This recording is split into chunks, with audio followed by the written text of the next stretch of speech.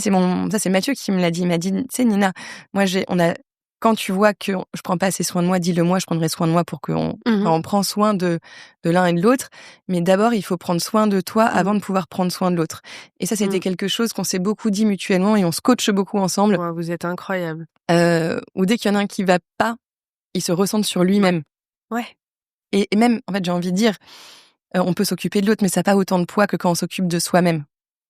C'est tellement plus séduisant d'avoir quelqu'un qui est bien dans sa peau et serein et bien dans ses baskets et qui donc rayonne. Oui. Mais ça doit vraiment partir de soi, c'est clair. Sinon, il y a presque une énergie du désespoir, tu vois. Et puis, il y a toute cette question de qu'est-ce que je recherche là-dedans? Est-ce que moi, j'ai eu très longtemps une position de sauveuse pour exister, pour être aimée auprès de mes proches. Donc, en m'oubliant moi et en mettant toute mon énergie vers l'extérieur. Et ça s'est retrouvé dans toutes les relations amoureuses dans lesquelles je me suis mise, tu vois, c'est logique. J'ai attiré à moi des partenaires qui avaient besoin d'être sauvés et moi, donc voilà. C'est désastreux et l'énergie, elle est pas placée au bon endroit et on peut pas réellement rendre quelqu'un d'autre heureux, quoi. Il y a un sorte de truc qui doit partir de soi. Ah bah, moi, je suis persuadée. Vraiment. Ça part de soi. Mais de tout part de soi. On a la clé dans nos mains, en fait. Et on peut pas ça c'est vraiment très important. Et c'est vrai que même dans mes relations amicales, dans les relations professionnelles, je leur dis toujours, et on travaille vraiment en famille, donc j'y viendrai peut-être après, mais je travaille avec mon père, ma mère, mes 2 sœurs, mon mari, le cousin de mon mari, etc. Je travaille avec mes meilleurs amis. Mais non, le challenge max, quoi. Bah ouais, et en fait, je leur dis à tous déjà, vous prenez soin de vous, vous êtes là que si ça vous fait du bien, et si jamais nos chemins se séparent professionnellement parlant, eh ben ils se sépareront, mais en tout cas, on sera toujours ensemble unis, et c'est le bien-être de chacun avant tout le reste. J'ai envie de dire les gâteaux et tout, on s'en fiche, c'est le bien-être de chacun. Et le bien-être de chacun, il fera des beaux gâteaux. C'est tout, c'est très simple. Amen. Et puis, tu as des enfants aujourd'hui. Oui. Mais tu te rends compte le cadeau que tu leur fais, hyper précieux, d'avoir un modèle de maman qui a déjà un couple qui prend soin l'un de l'autre, mais qui ne s'oublie pas, donc pas une maman sacrificielle, tu vois, donc tu mets pas ce poids-là sur tes enfants, et puis tu leur montres que leur maman, elle est allée à la poursuite de ses rêves, de ses ambitions, qu'elle a fait tous ses choix parce qu'elle en avait envie, avec joie, avec optimisme. Genre, c'est trop beau ce que tu leur transmets comme héritage, quoi. C'est génial. C'est gentil de me dire ça. Mais peut-être qu'elles seront un peu... Non, mais peut-être que je passerai pas assez de temps avec elles et que du coup, elles m'en voudront. Mais... c'est sûr. Désolée. Mais de toute façon, ça vient toujours. C'est toujours la faute de nos parents. Donc, mais évidemment, ça j'aurais créé des traumas et elles iront chez le psy pour soigner les traumas que j'ai fait. Mais voilà. Au moins, je me suis dit que je leur aurais donné un petit peu d'énergie en disant, moi, je veux qu'elles soient libres et capables de faire ce qu'elles veulent par elles-mêmes. C'est vraiment la plus grande valeur que je veux leur transmettre. C'est vous êtes libres, les filles. Vous faites ce que vous voulez. Vous êtes capables de vous rendre heureuses. En fait, on fait des enfants pour eux, pas pour nous. Et j'adore ton discours. Ça me fait trop de bien d'entendre ça. Je trouve que c'est tellement, tellement, tellement important. Bon, déjà, à chaque fois je le dis, on a tous des traumas. On est là sur cette terre pour travailler chacun sur des petites pistes personnelles. C'est logique. C'est le propre de l'humain. Mais oui, on est tous névrosés. C'est le propre de l'humain, c'est malheureusement. Névrosé. Certains plus que d'autres, en revanche. Très français. Mais en tout cas, tu leur transmets une certaine idée de la confiance en soi, j'ai mon libre arbitre pour choisir qui je veux être dans la vie. Ça, c'est déjà un énorme cadeau. Donc, t'as un peu tout gagné déjà, tu vois, j'ai envie de te dire. Ce n'est jamais gagné. Oui, c'est vrai, c'est jamais gagné. Et elles sont pas encore adolescentes. Non. Oui, voilà. 5 ans et 7 ans. On en reparlera peut-être plus tard. Parenthèse fermée sur l'entourage, mes sujets extrêmement important et qui me tient profondément à cœur, et surtout chez nous les femmes. Je suis tellement alignée avec ce que tu dis et ça fait tellement de bien d'avoir quelqu'un qui réussit autant que toi, qui a malgré tout, Nina, un esprit sain dans un corps sain, quoi, tu vois. Ça pourrait t'avoir rendu névrosée parce que c'est des gestes qui sont d'une telle précision que ça rend parfois un peu dur. Non, mais les névroses, tu vois, pour moi, les névroses, c'est pas mauvais. Les névroses, c'est juste des petits... alors peut-être que j'utilise pas le bon mot, mais pour moi, on a tous nos petites obsessions, on a tous nos trucs à travailler. C'est peut-être le mot. Et on a des choses à travailler, en fait. On est des êtres humains, donc on est imparfaits. Et donc, on a forcément des choses à travailler sur nous. Mais heureusement, parce que c'est là que c'est intéressant. Ouais, vraiment. Si jamais je me réveille le matin et je me dis bon c'est bon, le taf est fait, j'ai plus rien à faire. Enfin voilà, je peux retourner me coucher quoi. Je pense que ce qui est passionnant c'est de faire, c'est de constamment réfléchir, vraiment. s'améliorer. C'est il y a pas que ce qu'on sait faire, il y a tout comment être avec soi-même, comment être avec les autres. En fait, c'est ça le plus compliqué, c'est dans la vie, c'est pas savoir faire des gâteaux. Et en fait, si tu veux tirer un peu le fil, je sais pas, du concours du meilleur ouvrier de France, parce qu'au départ, je voulais peut-être parler de ça. Ça m'a appris beaucoup de choses a posteriori. Alors, pour vous faire un petit topo, Nina passe ce concours du meilleur ouvrier de France. Quel est le but? Te tirer vers le haut, te challenger, te reprouver peut-être aussi que tu peux te mettre en danger? C'est quoi le but à l'époque? À ce moment-là, cette idée m'a traversé la tête déjà depuis longtemps. J'ai cette admiration pour les meilleurs ouvriers de France avec le col bleu, blanc, rouge, où pour moi, c'est waouh, c'est le summum de la pâtisserie française, ceux qui ont le savoir, quoi. Et donc, j'ai cette admiration pour ce concours. Et puis, donc, je commence dans ma tête à le travailler. Donc, dans tous mes gestes que je fais au quotidien, je le travaille consciemment. Je me dis, OK, apprends à regarde-les travailler, regarde comment se passe le concours et essaye, toi, de le refaire déjà dans tes gestes du quotidien. Et ça mûrit pendant plusieurs années. Donc, je m'entraînais un petit peu petit à petit à ces choses-là, à comment on organise le poste, comment on arrive à être un bon professionnel en face de son poste de travail. Et à la fin du Café Pouchkine, en fait, j'arrive. Donc après Jean-François Piège, j'arrive au Café Pouchkine. Et au Café Pouchkine, je reste 1 an et demi à peu près. À ce moment-là, je suis enceinte d'Anastasia, puis j'accouche. Et donc, j'ai mon bébé en bas âge. Suite logique, finalement. Voilà. Donc, j'ai mon bébé en bas âge. J'ai un poste que j'aime beaucoup, mais je vais pas dire que je m'ennuie un peu, mais surtout, on me dit de bien rester à ma place, surtout pas faire plus. Surtout, il faut que... C'est un truc qui te plaît pas, ça, dans la vie. Non, on m'a dit, c'est bon, t'es bien là, c'est bon, t'es bien rangé, tu continues à faire ce que tu fais, mais il y a pas d'autre challenge, en fait. Ouais. Plus rien. Donc, je commence à m'ennuyer, sérieusement. Et j'ai plus cette flamme au fond de moi de me dire, tu te lèves ce matin, c'est quoi ta mission? Là, tu vas faire ça, ça, ça. Et en fait, avoir cette énergie-là, j'en ai plus. Et je me sens limitée dans certaines de mes compétences. Et je suis pas capable de les apprendre là-bas parce que j'ai pas l'opportunité. Moi, je veux apprendre à faire des pièces en sucre, des pièces en chocolat, tout ce qu'on fait pas dans une pâtisserie classique. C'est l'art de l'artisanat de la pâtisserie française, mais c'est pas forcément des pièces commerciales qui vont se vendre. Bien sûr. Donc, à ce moment-là, je suis bloquée, je ne peux pas apprendre forcément. Et donc, je décide de passer le concours des meilleurs ouvriers de France pour plusieurs raisons.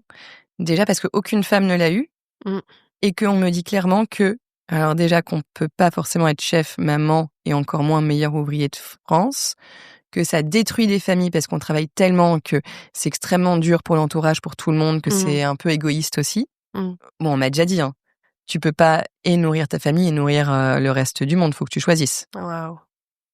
J'ai fait OK, en fait, est-ce qu'il faut vraiment choisir?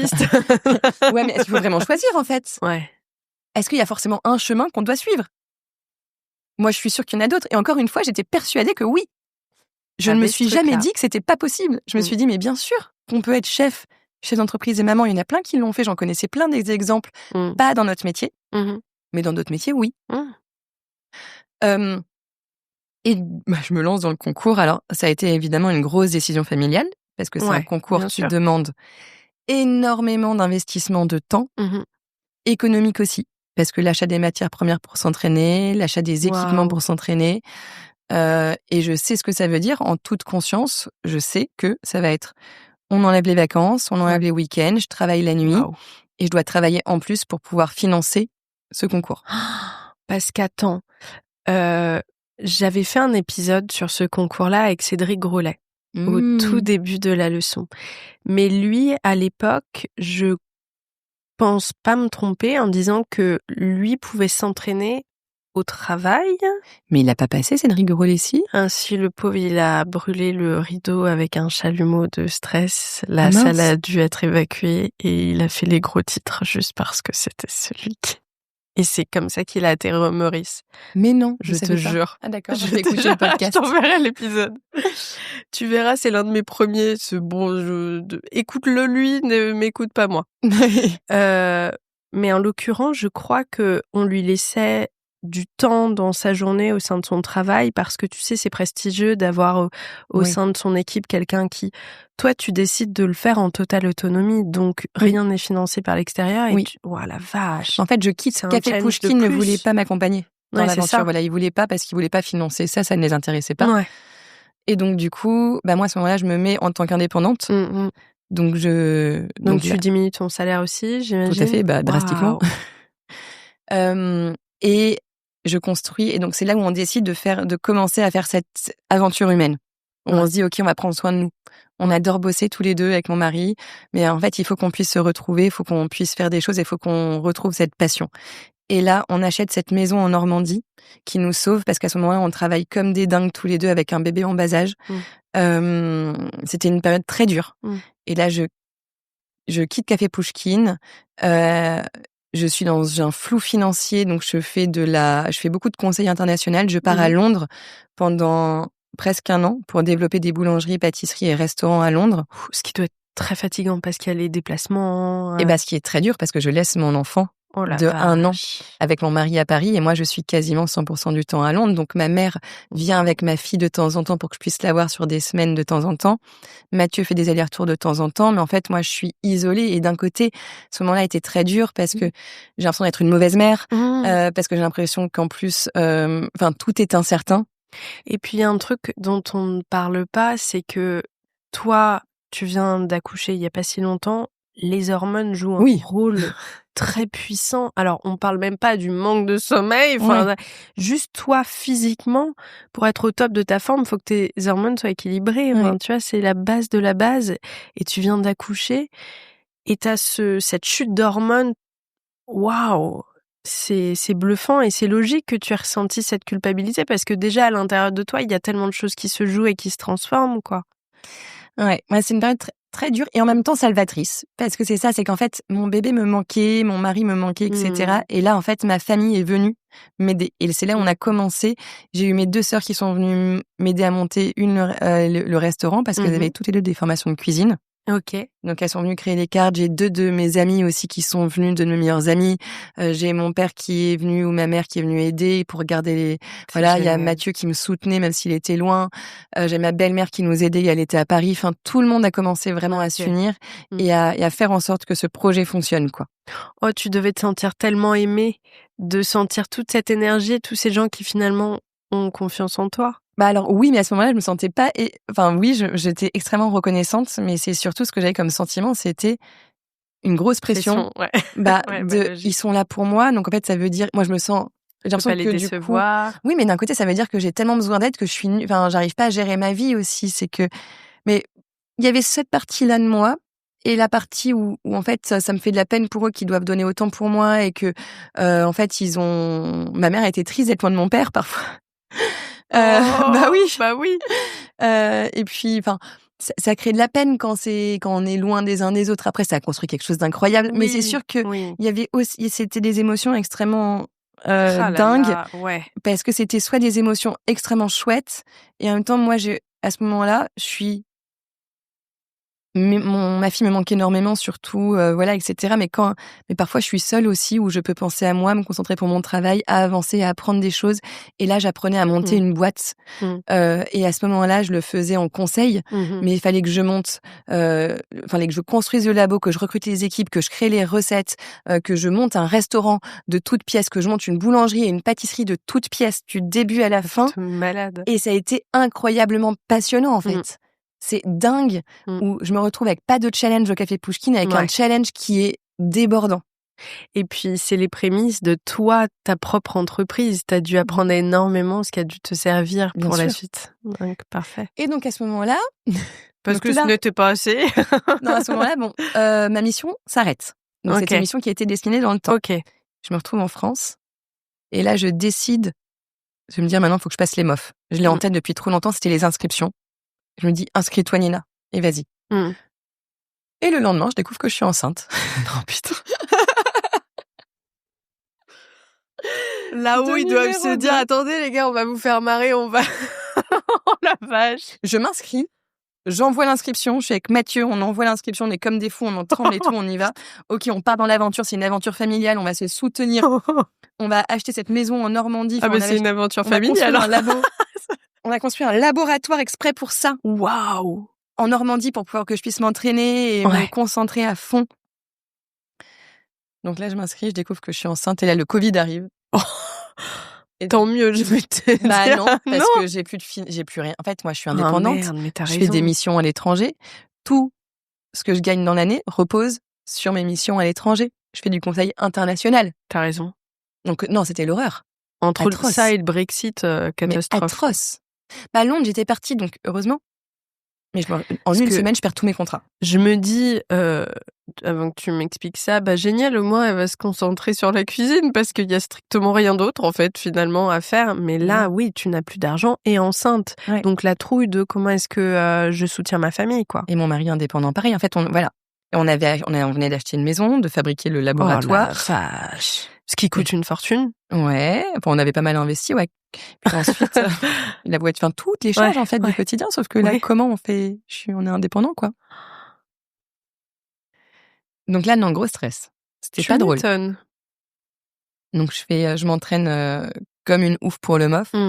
On fait en parallèle on développe pas mal de contrats en visio. Donc on fait beaucoup de formations en visio, on fait beaucoup de vidéos parce que lui vient de l'audiovisuel. Et donc le laboratoire qu'on a construit, heureusement, il était quasiment fini au moment où tout s'est arrêté, où on a été tous confinés. Il était presque fini, donc on a fini de briquer de broc à la fin. Mais on a pu continuer à travailler tous les deux, à faire des vidéos et du contenu qu'on pouvait vendre, etc. pour pouvoir continuer à ce que je m'entraîne déjà, parce qu'il faut acheter des ingrédients, il faut se procurer les ingrédients pendant le Covid. Mais se procurer les ingrédients. Voilà. Puis le chocolat, il y a eu tellement de catastrophes successives avec... Voilà, bon, c'était son petit lot, on se débrouille. Ouais, c'est pas évident, on se fait livrer, on fait des partenariats avec des super, en fait c'est là où on crée des super partenariats qu'on a toujours avec la farine, le beurre, avec plein de gens comme ça qui nous ont aidés, qui nous ont envoyé des matières premières. On recevait des palettes de farine et de beurre en plein milieu du Covid. Ils ont vraiment peur de manquer, ces gens-là. Mais non, mais je faisais en plus travailler mes galettes, je travaillais j'avais pas de sujet, donc je travaillais toutes les bases de la pâtisserie française pour pouvoir être prête le jour où on aura des sujets. Et donc je m'entraîne comme une dingue nuit et jour, ce qui me sauve un peu de ce moment un peu stressant. Et donc je travaille ce concours et là on se rend bien compte à la fin du Covid que donc là je suis sur le point d'accoucher, on est en juin-juillet et on se dit avec Mathieu, moi je lui dis j'ai vraiment envie de faire des gâteaux en fait et de vendre des gâteaux. Parce que là c'est bien, je fais plein de gâteaux mais j'ai envie mon métier c'est de faire des gâteaux pour les autres, pas juste pour créer des choses ou pour un concours. Et qu'est-ce qu'on a dans notre jeu de cartes? Qu'est-ce que Mathieu, lui, c'est quoi les compétences de chacun en fait? Moi je le vois comme chacun a sa compétence à apporter. Vous êtes une équipe. Et qui on a dans l'équipe? On a mon père qui est développeur, qui lui en plus s'est formé, qui s'est formé tout seul depuis qu'il est tout petit, il est passionné par tout ça. Donc mon père est développeur, ma mère est journaliste donc elle rédige très très bien. Mathieu est producteur audiovisuel, donc en fait, il a vraiment toute la connaissance de tout ce qui est juridique, les chiffres, comment on construit une entreprise, même. Il a une connaissance extrêmement large de la production. Donc, j'ai 2 sœurs qui sont dans la cuisine, et donc on se dit, on va commencer. La galette des rois, ça fait 2 ans que je la travaille. En plus, pendant le Covid, où à force de travailler pour le concours d'Avenir ouvrier de France, j'ai mis au point ma galette des rois. C'est un sujet, ça. Avec un feuilletage avec des farines beaucoup plus complètes, un super beurre, une façon de faire, la tuile qu'on a développée avec Mathieu, etc. On a développé plein de techniques autour de la galette.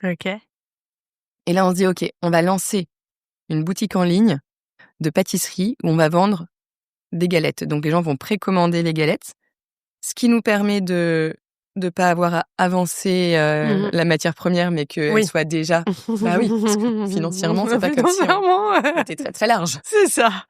On loue un laboratoire de la taille que j'ai besoin, donc un petit espace. J'ai une collaboratrice, Océane, aussi, qui est en congé maternité à peu près, ou qui travaille un peu avec moi, qui était entre le Covid. On avait une salariée. Et donc à ce moment-là, on prend le laboratoire. Enfin, je vais un peu vite, mais on prend le laboratoire pour faire des galettes. Je suis avec Océane, qui part en congé maintenant à ce moment-là. Voilà, je me rappelle. Ah ouais, vous êtes toutes les deux enceintes alors. Ouais, on est toutes les deux enceintes à peu près au même moment. C'est dingue. Et moi, je venais d'accoucher. Enfin, ouais, moi, à ce moment-là, j'accouche. Donc j'ai mon petit bébé, j'ai Adèle qui est née. Adèle née, je visite le labo, on décide qu'on va aller faire des galettes là. Et on fait un peu de création au départ avec Océane pour des contrats un peu divers et variés.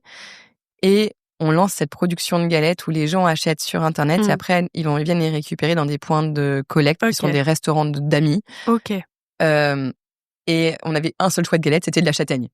Donc c'est quand même un gros risque, tu vois. De fou. Alors moi, j'adore, je suis corse, hein, donc la châtaigne, ça me parle. Mais ouais, et puis ça coûte cher aussi. Donc matière première, enfin c'est un risque sur plusieurs aspects. Mais alors, ce qui était trop beau, c'est qu'en fait, j'ai récupéré la châtaigne de mon châtaignier qu'on avait dû abattre en Normandie parce qu'il allait tomber sur la maison, mais il avait donné à foison de châtaignes juste avant de mourir. Il avait donné énormément de châtaignes que j'avais pris, que j'avais congelées, qu'on avait travaillées et qu'on avait mis dans cette galette. Donc en fait, ça avait énormément de sens. Elle s'appelait Renaissance parce que je voulais que cet arbre renaisse et qu'en fait, après le Covid, il y ait cette renaissance. Merci pour ce cadeau presque. C'est arbre. Ça. Et donc, c'est pour la renaissance de ce moment qui était un petit peu dur aussi, où beaucoup d'incertitudes. Et donc, à ce moment-là, je monte la délicatisserie, on a le site en ligne, je travaille le concours des meilleurs ouvriers de France et j'ai un tout petit bébé à la maison. Et Mathieu travaille encore il travaille encore dans l'audiovisuel, il a ses activités, etc. Est-ce que je peux faire je ne me plaindrai plus jamais d'avoir trop de travail de ma vie. Je tiens à le dire, mais officiellement face caméra. Ça a été un peu tendu à un moment. Oui, ça a été un peu tendu. J'adore comme t'es en mode c'était un peu compliqué. Oh la vache. Et non, et je me rappelle de la première année. Du coup, la première année, ça a été, on n'avait pas encore les dates pour les meilleurs ouvriers de France pour le concours parce qu'il y avait il y a eu le Covid entre temps, que ça reprenait, etc. Donc je continue à m'entraîner sans que ça arrive. Les dates et le sujet, j'avais même pas de sujet. Et là, à un moment, on commence à avoir beaucoup plus d'activités. On ouvre un peu tous les jours parce que le site en ligne fonctionne bien. Okay. Et on commence à ouvrir au printemps, à avoir. Et là, au départ, je suis le matin à la fournée, l'après-midi et le soir au concours des meilleurs. En fait, je travaille tout le temps sans m'arrêter. Enfin, sans m'arrêter, si je m'arrêtais, mais je faisais la fournée le matin avec les équipes. Ensuite, j'étais en plutôt administratif pendant la journée. Et une fois que tout le monde était parti, j'allais faire travailler le concours.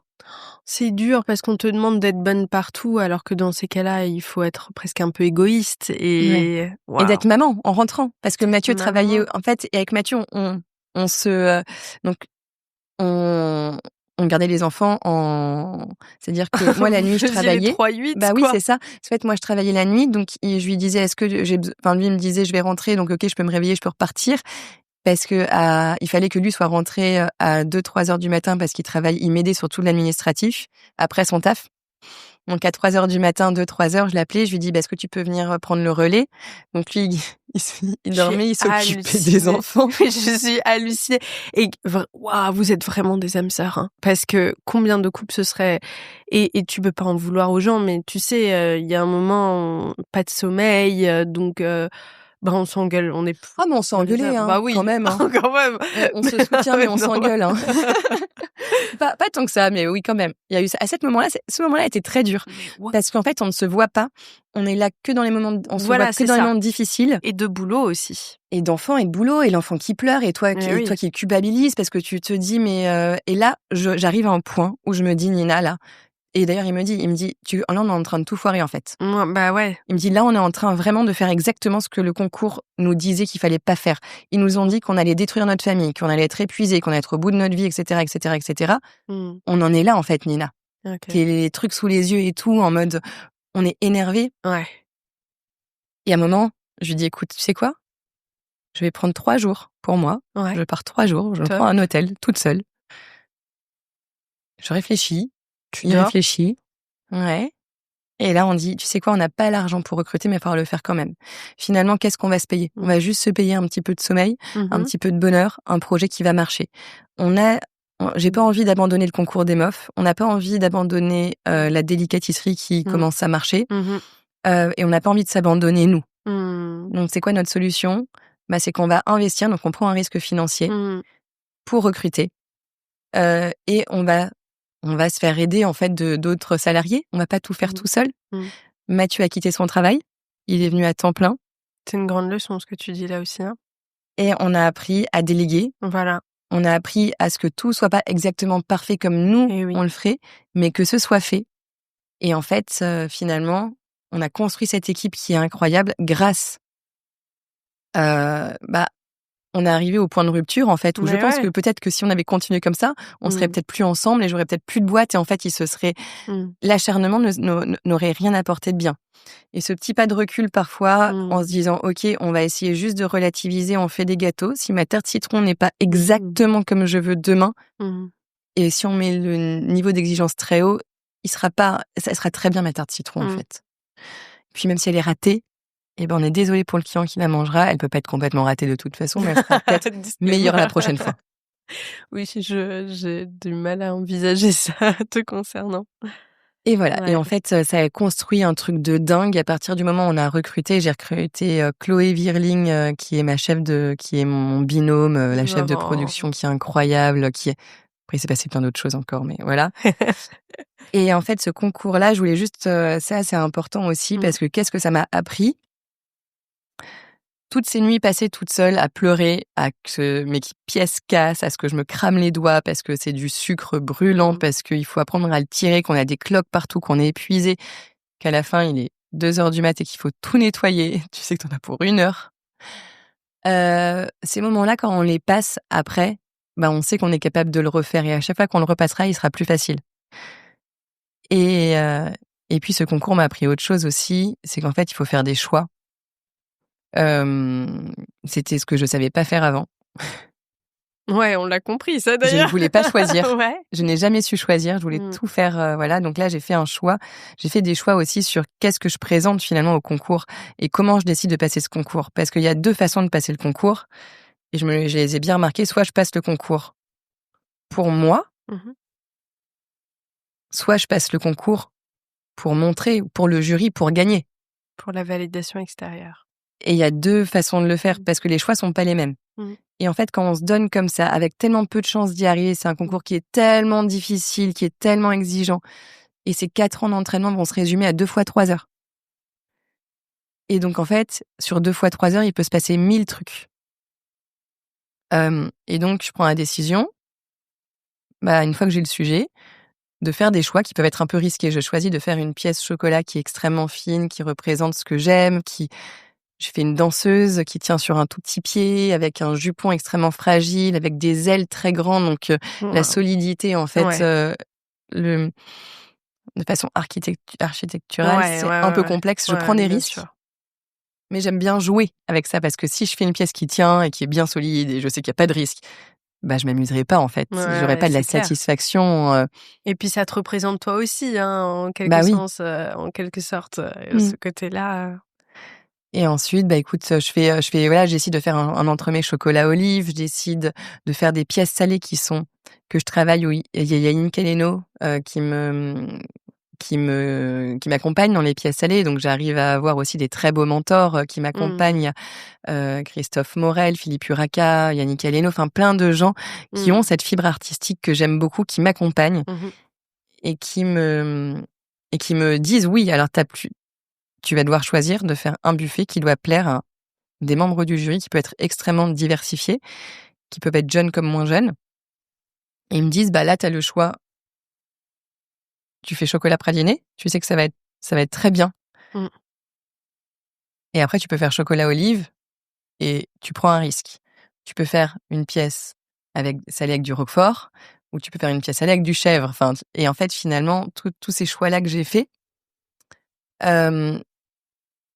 j'ai fait des choix pour moi. J'ai fait le choix de me faire plaisir à chaque fois que je le faisais. Je me suis dit qu'un jour, ça me servira, tout ce que j'aurais appris. et que finalement, je vais refaire ce concours, je vais le refaire 60-70 fois, en fait. Pendant tous les mois qui arrivent, tous les jours, tous les 2 jours, je referai Que t'aies la passion. je referai ce buffet. Il faut Mais que oui. je l'aime. Je ne Mais peux pas oui. refaire ce buffet 70 fois si je n'aime pas ce que je présente. Et puis, il faut que tu y crois. Tu le dis très bien. Est-ce que je fais ça pour les autres ou est-ce que je le fais parce que j'y crois, quoi? Ouais. Mais c'est tellement d'engagement familial, Ah là là. économique, etc., que tu dis, où est la raison? Est-ce que tu fais ça que pour toi? Mais du coup, j'ai embarqué tout le monde avec moi, tous les efforts de tout le monde au service de ce concours. C'est une équipe entière. Il y a ma famille, mais il y a mes équipes, il y a mes salariés aussi qui sont à fond dedans, etc., avec moi. Si je fais le mauvais choix, quel choix je suis prête à assumer jusqu'à la fin? Et si je rate et que j'ai fait un choix qui n'est pas le mien et qui est un choix pour plaire au jury, je le justifie comment auprès de moi-même? Comment je le prends à la fin? Si j'ai raté, je me dis quoi? Je me dis vraiment, Nina, tu peux pas t'assumer. Assume-toi. Ou alors, si jamais je rate et que j'ai fait ces autres choix, eh ben, tu pourras être fière de toi d'être allée jusqu'au bout. Et ok, ça n'aura pas plu. Et peut-être que il y a cette culpabilité d'avoir emmené tout le monde dans l'échec à cause d'un choix qui pourrait être un peu trop auto-centré. Donc, en fait, il y a tout ça. C'est qu'il n'y a rien qui est parfait. Il n'y a rien qui est parfait, t'as raison. Mais il y a un choix assumé jusqu'au bout. Et le choix assumé jusqu'au bout était le choix où j'ai fait chocolat olive. J'ai fait une pièce extrêmement fragile. J'espérais que tu prennes ça. J'ai fait des pièces salées en forme de machin, de trucs qui partaient en cacahuètes, mais que j'ai adoré faire, que j'adorais manger. À chaque fois, à chaque entraînement du buffet, on se régalait avec les gâteaux, parce qu'on en a mangé beaucoup. Toi qui ne les aimais pas à la base. C'est ça. Non, mais il y a un truc chez toi où, quand t'adores, il y a un truc magique qui se passe chez toi dans ces cas-là. Donc, t'as fait le bon choix. Quoi qu'il se passe ensuite, c'est certain. Ouais. T'es resté authentique et aligné avec qui tu étais. Bon, donc du coup, on a la fin. Je n'ai pas... Petit spoiler. Voilà, je ne l'ai pas eu. Pour ces raisons-là, ma pièce chocolat a cassé. Aïe, aïe, aïe. Il faisait un peu trop chaud et j'avais fait trop faim. Oh, waouh. Et certaines autres pièces ont tenu, donc c'est simplement une question de choix, de finesse, etc. Ils ont pas aimé chocolat olive, et ça je peux entendre, c'est pas évident, c'est des goûts qui sont très particuliers.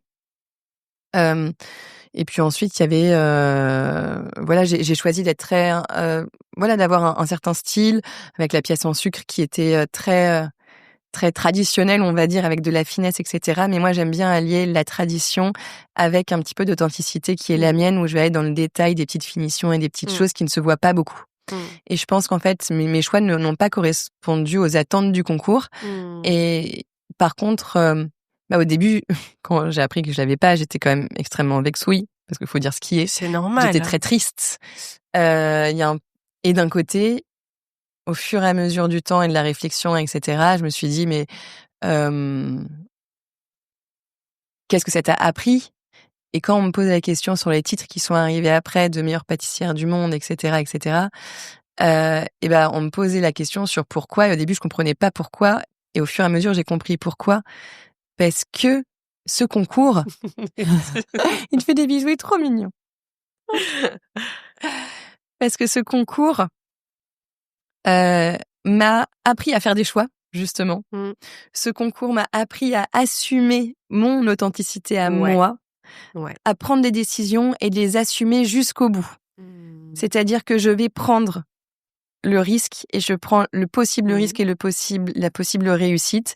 Et si je prends cette décision, c'est que je suis prête à l'emmener jusqu'au bout et à assumer l'échec ou la réussite. Et ça a soudé mon équipe. Ça m'a appris techniquement énormément de choses. Ça m'a donné une assurance en moi, une confiance en moi sur la maîtrise technique que je n'avais pas avant de préparer ce concours. Je ferai pas des pièces en sucre tous les jours, mais s'il faut en faire une, je suis capable de la faire. Le feuilletage, je peux les faire les yeux fermés, je connais exactement comment réagit quelle farine, comment et quel problème viendra. Voilà, je peux déceler. Je veux voir ça maintenant. Faut faire une émission à yeux bandés avec Nina Métayer. Et voilà, et en fait, je pense que à assumer tes ambitions aussi. Ouais. Parce qu'on t'avait dit en tant que femme, est-ce que vous êtes sûre? Et toi, t'as eu envie de prendre cet espace-là impossible de regretter ça. Oui, et ça, c'est intéressant parce que du coup, j'ai quand même échoué sur le fait de montrer aux femmes qu'on pouvait le faire, mais en fait, je les vois d'une autre façon, c'est que je montre aux femmes qu'on le tente. Je dis pas on peut le faire, je dis pas que, de toute façon, ce concours, aussi bien des hommes que des femmes le ratent. Enfin, il n'y a pas que des femmes qui le ratent, d'ailleurs. Bien sûr. Non, je n'ai pas eu le concours. Je ne suis pas meilleur ouvrier de France. J'ai encore beaucoup d'admiration pour les meilleurs ouvriers de France. Par contre, je pense que le montrer, le dire qu'on l'a essayé, dire que ça a été même malgré l'échec, ça a quand même été une extrêmement belle réussite qui m'a donné l'opportunité de construire mon équipe, qui m'a donné l'opportunité, parce que je l'aurais peut-être pas fait si j'avais pas eu ce concours à faire en plus de mon entreprise. Et en fait, ça a construit. Tu t'es prouvé que tu pouvais aller au bout de ton projet. Enfin, il y a tellement encore d'autres leçons de vie à tirer de ça, quoi. Je suis sûre que t'en es ressorti tellement grandi sur tellement d'aspects. Et aussi, un truc qui était dingue, c'est que même avant d'avoir le retour du jury, j'ai réussi à finir mon buffet dans les temps, malgré avoir cassé et j'ai réparé ma pièce. Ce que je pensais impossible, je me pensais incapable de faire, de finir autant de travail dans le temps imparti, avec la qualité que je souhaitais. Mis à part la pièce chocolat, évidemment, qui a été recollée, mais je l'avais fini, la pièce chocolat. J'ai fini le buffet, quoi. C'est dingue. Putain, Nina, vraiment, je te jure que je fais ce podcast pour ce genre d'épisode. Merci pour ce que tu racontes, ce qui est tellement important à entendre, avec tellement de sujets là que tu abordes. On pourrait rester encore 4h30 à raconter tout ça. T'es une leçon d'optimisme, de confiance en la vie, parce que au départ, t'as pas du tout confiance en toi, donc à défaut, t'as confiance en la vie pour te donner peut-être les bonnes opportunités, etc. T'y vas et tu te dis, tant pis, je verrai bien ensuite là où ça m'amène, et c'est tellement inspirant, et ton couple est trop inspirant et beau, évidemment, et qui doit être imparfait, mais comme la vie, tu le disais. C'est beau l'imparfait. Et personne n'aime les gens trop parfaits. Je crois que ça n'existe pas de toute façon. Ça veut dire que c'est faux. Que c'est faux, ça n'a pas de charme. Enfin bon, tu me lances sur un sujet là, mais c'est bluffant, mon Dieu, c'est bluffant. Merci. Je fais vraiment rien de ma vie, en fait. Mais si. Non, mais moi, je suis une grande énorme, flemmarde. t'imagines, tu donnes la parole à tellement de gens, t'inspires des gens, tu donnes des idées, enfin, tu te rends pas compte à quel point... Mais moi, j'adore la sieste, Nina. Genre, vraiment, ma force de travail... Mais en fait, tu le fais, ça se calcule pas sur la force de travail, ça se calcule sur le rayonnement. En fait, il y a pas une quantité de travail. Et c'est ce que je dis à mes équipes, c'est qu'en fait, si tu mets ton énergie au bon endroit, il y a pas besoin de s'épuiser. Mais t'inquiète pas, je suis pas en train de me dire « Oh, t'es vraiment une merde à côté ». Non, moi, je veux te remercier pour la voix que tu donnes à certaines personnes, mais c'est surtout pour toutes les personnes qui écoutent et qui vont pouvoir prendre les clés qu'elles ont besoin au long de tes podcasts, où on va prendre un petit peu à droite, un petit peu à gauche, t'inspire, et puis je suis sûre que tu... Non, pas moi, toi, vraiment, genre... Non, mais c'est toi qui... On va va recentrer les choses sur toi. Je te coupe la parole parce que tu te rends pas compte, là. Enfin, Nina, est-ce que tu te rends compte l'importance de ton témoignage, là, c'est gentil. Je te jure, c'est tellement important. Tellement important et tellement chouette et tellement beau et... Vraiment, Tara valide. Aujourd'hui, elle avait mais la patate. Elle était contente. Elle me regarde en mode « Quoi encore ?» J'aimerais qu'on conclue cet épisode parce que malheureusement, c'est le moment de laisser le studio. Est-ce que tu as un message à donner à une jeune apprentie là qui se pose un petit peu des questions sur ce qu'elle va faire de sa vie, qui se dit est-ce que j'ai pris le bon chemin, tu vois, qui est dans cette période de questionnement? Si on se questionne, il faut aller chercher les réponses. Donc, se renseigner. Écouter des podcasts de gens qui peuvent partager leurs expériences, aller sur le terrain, regarder comment ça se passe, faire sa propre expérience, essayer. Et si ça marche pas, ou si ça marche pas d'une certaine façon, il faut juste prendre un autre chemin et faire en sorte que ça fonctionne. Mais tant en fait, il faut se donner les moyens d'aller jusqu'au bout de ce qu'on veut faire. Il n'y a pas qu'un chemin à suivre, il peut y en avoir 1000, il y en a autant que de personnes qui existent sur Terre. La preuve. Et donc, il faut trouver son propre chemin, mais c'est surtout ce qu'il faut faire, c'est se donner les moyens d'y arriver et prendre soin de soi. Un sujet qui n'est pas assez abordé dans le milieu de la cuisine, de la pâtisserie, etc. La santé mentale, c'est un vrai sujet. Hein. Mais on parle souvent de santé mentale et je trouve que la santé mentale, c'est un mot qui fait presque peur. Alors qu'en fait, on peut aussi bien dire juste prenez soin de vous de façon très simple. Et ça peut paraître un peu auto-centré, mais on a besoin d'être auto-centré un minimum pour pouvoir prendre soin des autres. On est des êtres humains et c'est pas parce qu'on fait attention à toi qu'on peut c'est pas parce qu'on fait attention à soi qu'on peut pas prendre soin des autres. Et non, ça rejoint exactement ce qu'on se disait tout à l'heure, de prendre soin de soi d'abord pour avoir l'énergie nécessaire pour prendre soin des autres et tout part de soi. Et tu sais, dans un avion, lorsqu'on dit prenez votre masque et mettez-le en priorité, ben voilà, ça a un sens dans tout le reste, quoi. Tout à fait, c'est une très bonne. Voilà. Ouais, tu le garderas. Une très bonne remarque. Je le garderai, tout à fait. Merci Nina. Merci à toi. J'espère que cet épisode vous a plu. Pour suivre les coulisses du podcast, n'hésitez pas à me follower sur Instagram @Paulette_Grisoni, sur Twitter, podcast LL en majuscule, ou sur Facebook, La Leçon Podcast. On se dit à très vite pour un nouvel épisode.